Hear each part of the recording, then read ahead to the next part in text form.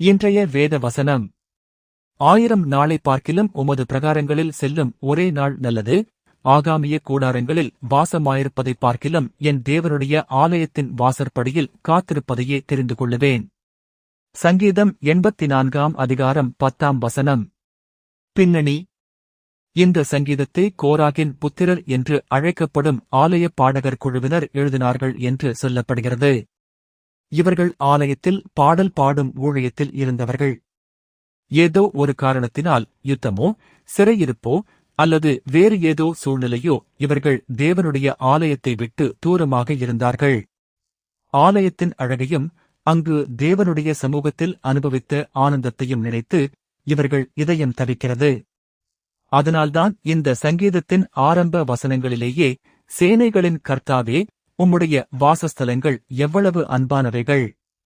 கர்த்தருடைய பிராகாரங்களுக்காக என் ஆத்துமா வாஞ்சித்து சோர்ந்து போகிறது, என் இருதயமும் என் மாம்சமும் ஜீவனுள்ள தேவனை நோக்கிக் கெம்பீரிக்கும் என்று கூக்குரலிடுகிறார்கள். இந்த வாஞ்சையின் உச்சகட்டமே நாம் இன்று தியானிக்கும் 10 வசனம். வசனத்தின் ஆழமான பொருள். இந்த வசனத்தில் தாவீது ஒரு தெளிவான, மிகைப்படுத்தப்பட்ட ஒப்பீட்டை முன்வைக்கிறார். 1000 நாட்கள் வெர்சஸ் ஒரு நாள். இது வெறும் எண்ணிக்கை மட்டும் அல்ல, இது 2 வெவ்வேறு வாழ்க்கை முறைகளுக்கு இடையேயான தெரிவை குறிக்கிறது. முதலாவதாக, ஆகாமிய கூடாரங்கள் என்பதை பார்ப்போம். இது பாவிகளின் அல்லது தேவனை அறியாதவர்களின் வாழ்விடத்தை குறிக்கிறது. உலகின் பார்வையில் இந்த கூடாரங்கள் ஆடம்பரமாகவும் சுகபோகமாகவும் பாதுகாப்பானதாகவும் தோன்றக்கூடும். அங்கே செல்வம் இருக்கலாம், சந்தோஷம் இருக்கலாம், நிம்மதி இருக்கலாம் என்று தோன்றக்கூடும். ஆனால் தேவனுடைய சமூகம் இல்லாத எந்த இடமும் எத்தனை அழகாக இருந்தாலும் உண்மையான திருப்தியை தராது என்பதே வேதத்தின் போதனை. இரண்டாவதாக, வாசற்படியில் காத்திருப்பது என்ற வார்த்தையை கவனியுங்கள். இது ஆலயத்தின் மிக உயர்ந்த பதவியை அல்ல குறிக்கிறது. இது ஆலயத்தின் வாசலில் நிற்கும், ஆலயத்தை பாதுகாக்கும் ஒரு தாழ்மையான பணியை குறிக்கிறது. பழைய ஏற்பாட்டில் லேவியரில் சிலர் ஆலயத்தின் வாசற்காவலர்களாக நியமிக்கப்பட்டிருந்தார்கள்.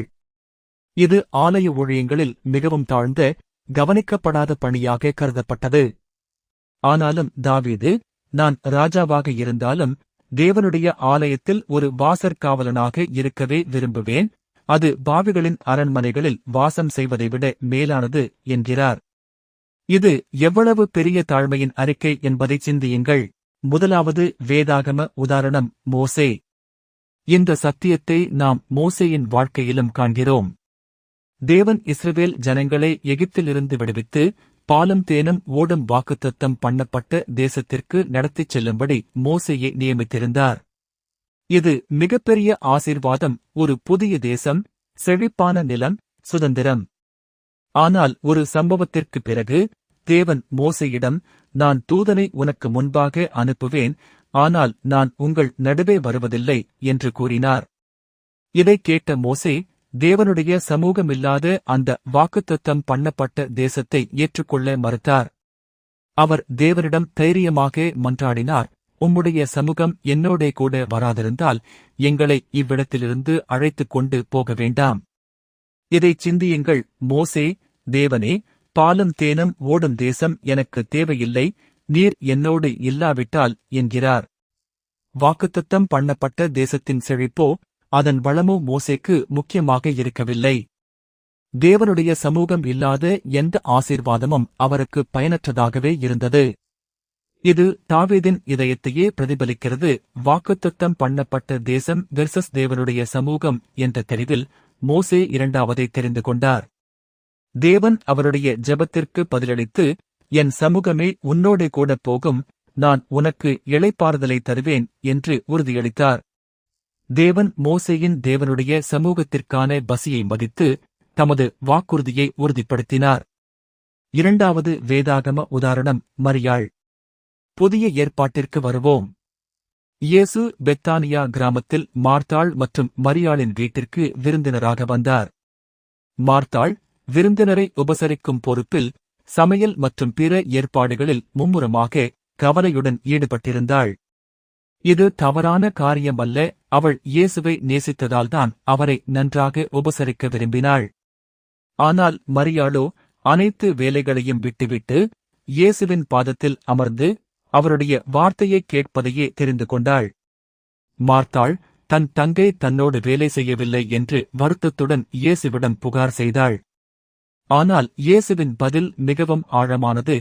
மார்த்தாளே, மார்த்தாளே, நீ அநேக காரியங்களைக் குறித்து கவலைப்பட்டு கலங்குகிறாய், தேவையானது ஒன்றே. மரியாள் அந்த நல்ல பங்கை தெரிந்து கொண்டாள், அது அவளிடத்திலிருந்து எடுபடாது. இயேசு மார்த்தாளின் உழைப்பை புறக்கணிக்கவில்லை, ஆனால் மரியாளின் தெரிவை உயர்வாகப் பாராட்டினார்.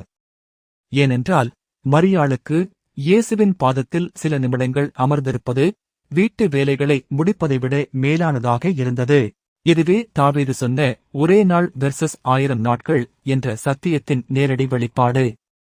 மரியாள் தன் நேரத்தை எப்படி செலவழிப்பது என்று தெரிவு செய்ய வேண்டியிருந்தது. உலகியல் காரியங்களா அல்லது இயேசுவின் சமூகமா? அவள் இரண்டாவதை தெரிந்து கொண்டாள். அது எடுபடாத நல்ல பங்கு என்று இயேசுவே சாட்சி கொடுத்தார். நமது வாழ்விற்கான பொருத்தம். இன்று நாம் வாழும் காலகட்டத்தில் நமது நாட்கள் பணி, குடும்ப பொறுப்புகள், பொருளாதார தேவைகள், சமூக ஊடகங்கள் என பலவற்றால் நிரம்பியிருக்கிறது. நாம் மிகவும் மும்முரமாக இருக்கிறோம், ஆனால் அந்த மும்முரத்தில் தேவனுடைய சமூகத்திற்கான நேரத்தை நாம் அறியாமலேயே பின்தள்ளிவிடுகிறோம். நாளைக்கு ஜெபிப்பேன், இந்த வாரம் முடிந்தவுடன் வேதம் வாசிப்பேன் என்று சொல்லிக்கொண்டே நாட்கள் கடந்து போகின்றன. ஆனால் தாவீதின் இந்த வார்த்தைகள் நமக்கு ஒரு எச்சரிக்கை மணி போன்றது. அவர் சொல்கிறார், தேவனுடைய சமூகத்தில் செலவழிக்கும் ஒரு சிறிய நேரம் கூட உலகின் மற்ற எல்லா சாதனைகளையும் எல்லா சுகபோகங்களையும் விட விலையுயர்ந்தது. மோசேயைப் போல தேவனுடைய சமூகமில்லாத எந்த வெற்றியையும் எந்த ஆசீர்வாதத்தையும் நாம் இரண்டாம் இடத்தில் வைக்க கற்றுக்கொள்ள வேண்டும். மரியாளைப் போல மும்முரமான வேலைகளுக்கு நடுவிலும் இயேசுவின் பாதத்தில் அமர்ந்திருக்க நேரம் ஒதுக்க வேண்டும். நாம் வாசற்படியில் காத்திருப்பது என்ற தாழ்மையான நிலையை ஏற்றுக்கொள்ள தயாராக இருக்கிறோமா? உலகின் பார்வையில் பெரிய பதவிகளையோ பெரிய சாதனைகளையோ நாடாமல் தேவனுடைய சமூகத்தில் தாழ்மையாக இருப்பதையே தெரிந்து கொள்ள நம்மால் முடியுமா? இதுவே இந்த வசனம் நமக்கு கேட்கும் கேள்வி. முடிவுரை. பிரியமானவர்களே, இந்த உலகம் நமக்கு பல வாக்குறுதிகளைக் கொடுக்கும், செல்வம், புகழ், சுகபோகம். ஆனால் இவை அனைத்தும் தற்காலிகமானவை. தேவனுடைய சமூகம் மட்டுமே நிரந்தரமான, உண்மையான திருப்தியைத் தரும். தாவீது கண்டுகொண்ட இந்த சத்தியத்தை நாமும் இன்று நமது சொந்த வாழ்க்கையில் பொருத்திப் பார்க்க வேண்டும். நமது நேரத்தை, நமது முன்னுரிமைகளை தேவனுடைய சமூகத்தை தேடும் விதமாக மாற்றியமைக்க தேவன் நமக்கு உதவட்டும். ஜெபம்.